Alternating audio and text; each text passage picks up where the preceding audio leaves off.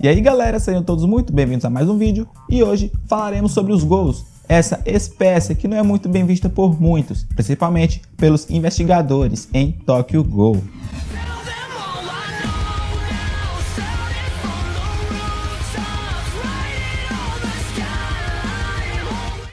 Ghouls é uma raça carnívora que se alimenta principalmente de humanos, mas podem também se alimentar comendo a carne de outros ghouls. Eles são bastante próximos dos humanos, possuindo muitas semelhanças, mesma aparência física, inteligência, até mais, em alguns casos, as mesmas características em sua forma normal. O que muda mesmo são sua biologia interna, dieta e até a mentalidade. Os ghouls podem ter filhos normalmente, assim como os humanos, porém entre sua respectiva espécie. É bastante raro, mas há sim possibilidade de um ghoul e um humano constituírem uma família. Mas há tantos obstáculos presentes nesse caminho que tudo isso pode até mesmo ser considerado como um milagre. Se o pai e a mãe forem capazes de superar toda essa situação, o filho nascerá ou como meio ghoul, aqueles que possuem um único olho, ou meio humanos. Seria o tipo contrário de meio ghoul, tendo uma capacidade física muito maior do que o normal, mas não precisando comer carne humana para sobreviver. Não podemos esquecer do método mais comum e mais fácil de criar um ser híbrido, mesmo que ele seja artificial, sendo feito através de cirurgia de transplante de Kakuho, ou das células de um ghoul em um humano comum. E devido a precisar de humanos para conseguir sobreviver, os ghouls estão sempre na mira da CCG, pois é muito comum acontecerem crimes enquanto eles procuram por uma presa.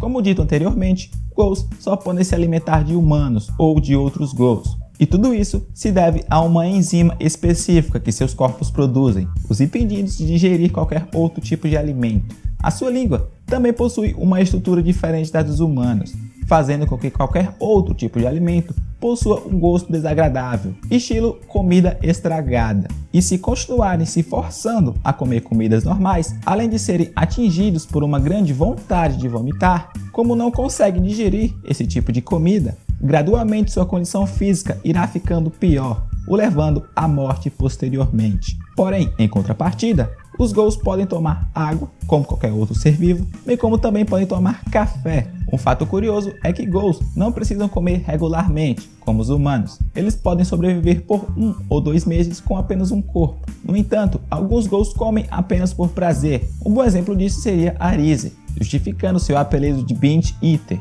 algo como rainha glutona, mesmo que sua tradução não seja exatamente essa. Por outro lado, quando um ghoul entra em um estado extremo de fome, eles sofrem dores de cabeça muito intensas e seu estado mental fica bastante prejudicado, fazendo com que cada parte de seu corpo praticamente implore para ele devorar qualquer coisa que esteja em sua frente, sendo praticamente impossível não se alimentar de qualquer fonte disponível de carne humana para acabar com esse estado, sendo este descrito como um inferno para qualquer ghoul.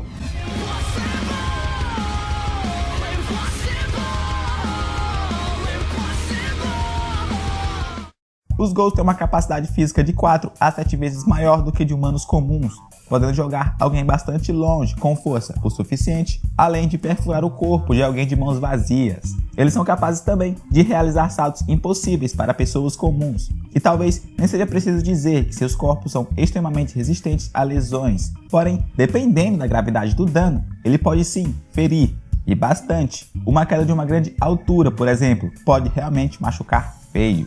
Os sentidos dos ghouls são muito mais apurados também. Muitos são capazes de diferenciar quem é um ghoul e quem não é, pelo cheiro, como outros ainda possuem uma audição mais sensível, ouvindo passos mesmo distantes, podendo saber onde estará um alvo específico.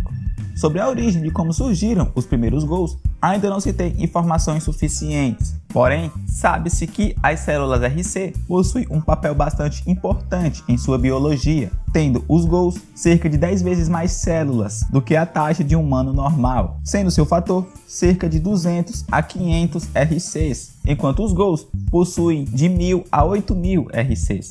Lembrando que quanto maior esse fator, tecnicamente mais forte todos os atributos bases são, seja ghoul, seja humano. Para liberar sua Kaguni, os ghouls possuem um órgão chamado Kakuho, e ele é responsável por criar uma abertura na pele, no local de saída da Kaguni, agindo em conjunto com as células RC endurecidas, que dão a forma, assim a expulsando do corpo podendo utilizar toda a sua força, antes restrita, sem estar com sua Kagune liberada.